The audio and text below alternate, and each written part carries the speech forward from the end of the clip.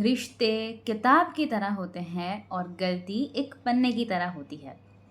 कभी गलती हो जाए तो एक पन्ना फाड़ देना, मगर उस पन्ने के चक्कर में पूरी किताब मत खो देना। नमस्कार, मैं हूँ फ्रेया शाह और आप सभी का बहुत बहुत स्वागत करती हूँ मेरे इस वर्सटाइल यूट्यूब चैनल पर और मॉर्निंग मंत्र के इस सेक्शन में।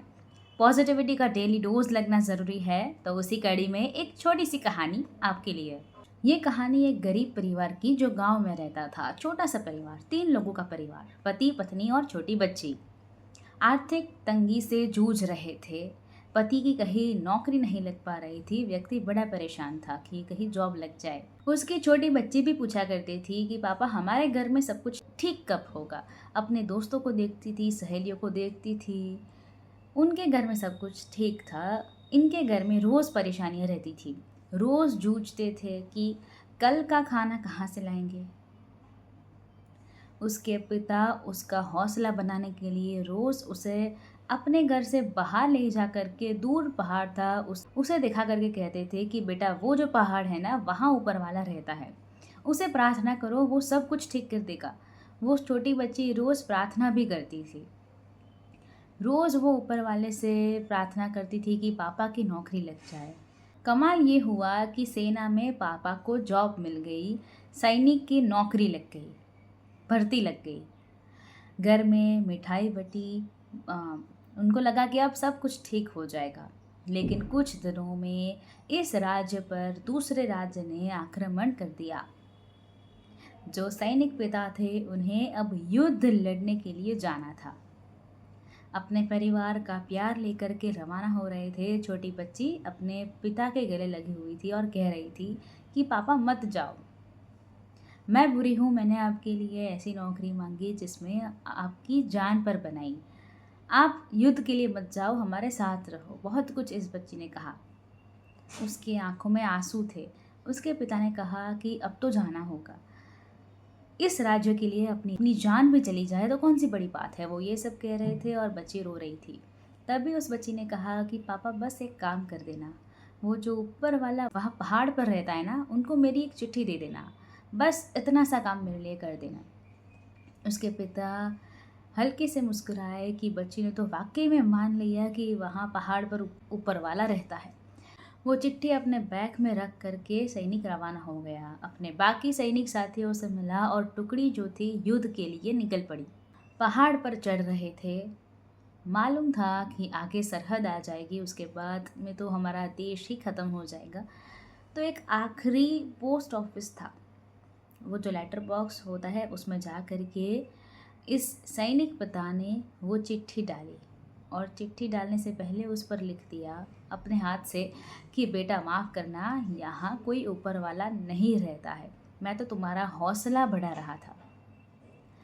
उसे लगा कि ये चिट्ठी वापस अपने घर भेज देता हूँ, बच्ची को मिल जाएगी। बच्ची समझ जाएगी कि पापा झूठ बोल रहे थे। थोड़ा सा गुस्सा होगी, लेकिन क्या हो गया, अब मैं तो जा रहा हूँ युद्ध में, पता नहीं जान बची नहीं बची। भीषण युद्ध हुआ। 2-3 महीने युद्ध चला।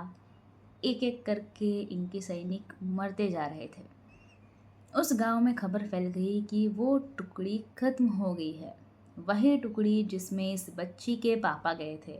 घर में शोक का माहौल था, दुख का माहौल था, मातम था। बच्ची बहुत रोई कि ये क्या कर दिया ऊपर वाले, आपने तो मेरे पिता को मुझसे छीन लिया। 3-4 महीने के बाद घर के दरवाजे पर एक व्यक्ति आकर के खड़ा हुआ। पतला दुबला सा, हाल बेहाल, फटे हुए कपड़े, फटे हुए हालत में। उसे लगा बहुत किसी ने मारा है। बच्ची पहचान गई, दौड़ के गई और पापा के गले लग गई और बोले कि पापा आप तो वापस आ गए। इसके सैनिक पिता को सामने वाली जो सेना थी बंदी बनाकर ले गई थी, जिंदा पकड़ कर ले गई थी, बहुत मारा था।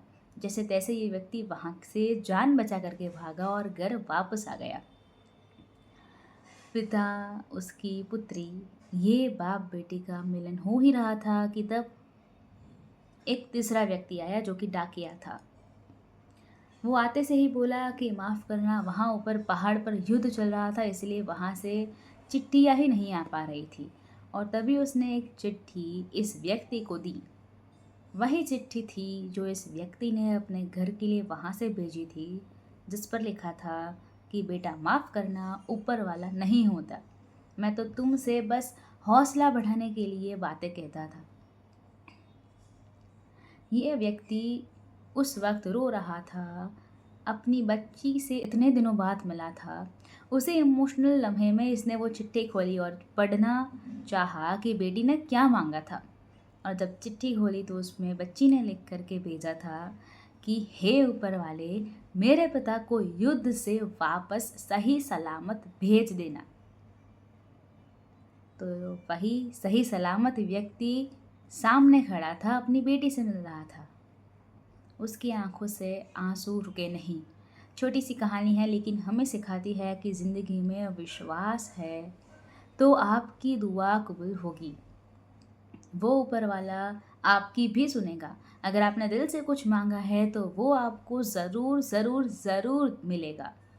बस आपके फेथ में, आपके बिलीफ में कमी नहीं आनी चाहिए, श्रद्धा में कमी नहीं आनी चाहिए, क्योंकि ऊपर वाला सिर्फ और सिर्फ भाव का भूखा होता है।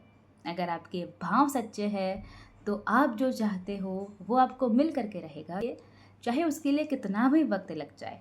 तो कैसा लगा आपको ये मॉर्निंग मंत्र? कमेंट्स में ज़रूर से बताइएगा। आपकी कमेंट्स का हमें इंतज़ार रहेगा। वीडियो पसंद आए तो इसे लाइक कर दीजिए, इसे शेयर कर दीजिए और फ्रिया शाह नाम के इस वर्सटाइल यूट्यूब चैनल के साथ अभी तक नहीं जुड़े हैं तो जुड़ जाइए। चैनल को सब्सक्राइब कर लीजिए, साथ वाला बेल आइकन दबा दीजिए। उसके बाद 3 ऑप्शंस आएंगे, ऑल के ऊपर क्लिक कर दीजिए ताकि हर नए वीडियो की नोटिफिकेशन आपको सबसे पहले मिलती रहे। नए वीडियो के साथ फिर मिलेंगे। धन्यवाद। जय हिंद।